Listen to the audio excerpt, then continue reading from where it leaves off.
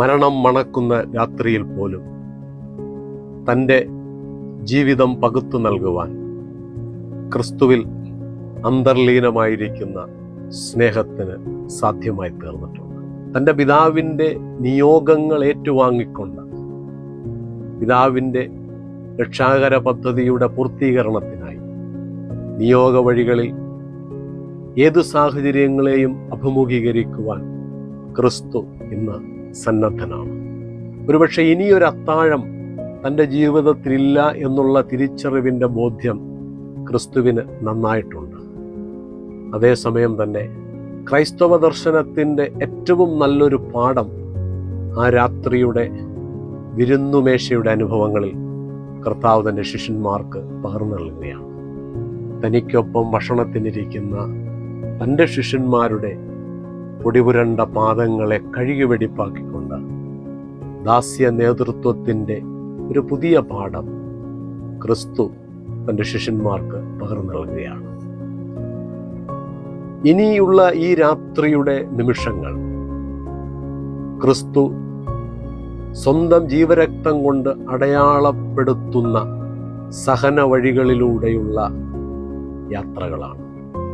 30 വെള്ളിക്കാശിനാണ് ക്രിസ്തുവിൻ്റെ പ്രാണൻ വിലമതിക്കപ്പെട്ടതെന്ന് വിശുദ്ധ വേദപുസ്തകത്തിലൂടെ നാം മനസ്സിലാക്കുന്നുണ്ട്. ആ ശിഷ്യന്റെ ചുംബനം ഒരു വാൾമുന പോലെ കർത്താവിൻ്റെ നെഞ്ചകത്തെ തകർത്തിട്ടുണ്ട്. എങ്കിലും ഈ രക്ഷണ്യ പദ്ധതിയുടെ ഭാഗമായതിലുള്ള സമർപ്പണ ബോധ്യത്തോടെ ഈ രാത്രിയെ തരണം ചെയ്യുവാൻ ക്രിസ്തു തന്നെ പാകപ്പെടുത്തുകയായിരുന്നു എന്ന് നമ്മൾ മനസ്സിലാക്കുകയാണ്. ആ ഗത്സമനയുടെ പ്രാർത്ഥനാനുഭവങ്ങളിൽ രക്തം വിയർപ്പ് കണങ്ങളായി സമർപ്പിക്കപ്പെട്ടത് ക്രിസ്തുവിൻ്റെ നെഞ്ചുലച്ച അനുഭവങ്ങളായിരുന്നു. അരമനമുറ്റത്ത് അന്യായമായി വലിച്ചിഴക്കപ്പെടുമ്പോഴും തലയിൽ ചേർത്തുവെച്ച മുൾക്കിരീടത്തിൻ്റെ മുള്ളുകൾ നെറ്റിയിൽ ചോര പൊടിക്കുമ്പോഴും തൻ്റെ പിതാവിൻ്റെ നിയോഗങ്ങളിൽ മാത്രം ശ്രദ്ധ ചെലുത്തി ഒരു ജീവിതമായി ക്രിസ്തു സമർപ്പിക്കപ്പെടുകയാണ്. പ്രിയമുള്ളവരെ, ക്രിസ്തു തൻ്റെ സ്വന്തം ജീവരക്തം കൊണ്ടാണ് ഈ പെസഹാ ദിനത്തിൻ്റെ സഹനങ്ങളെ അടയാളപ്പെടുത്തിയിരിക്കുന്നത്. ഈ സഹനങ്ങൾ രക്ഷണ്യ പദ്ധതിയുടെ സഹനങ്ങളായിരുന്നു, വീണ്ടെടുപ്പിൻ്റെ സഹനങ്ങളായിരുന്നു.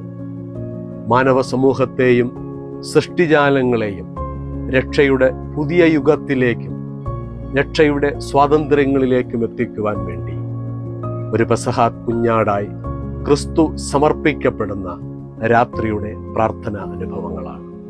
പ്രിയമുള്ളവരെ, ആ ഒരു ബോധ്യത്തോടെ, ആ ഒരു ആത്മീയ വിചാരത്തോടെ നമ്മുടെ ബലഹീനതകളെ തിരിച്ചറിഞ്ഞ്, നമ്മുടെ കുറവുകളെ തിരിച്ചറിഞ്ഞ്, ഒരുവൻ എനിക്ക് വേണ്ടി പ്രാണൻ നൽകി എന്നുള്ള ബോധ്യത്തോടെ ഈ പെസഹാദിന അനുസ്മരണ പ്രാർത്ഥനകൾ സംബന്ധിക്കുവാൻ നിങ്ങൾക്കെല്ലാവർക്കും സാധ്യമാകട്ടെ എന്ന് ആത്മാർത്ഥമായി പ്രാർത്ഥിക്കുന്നു.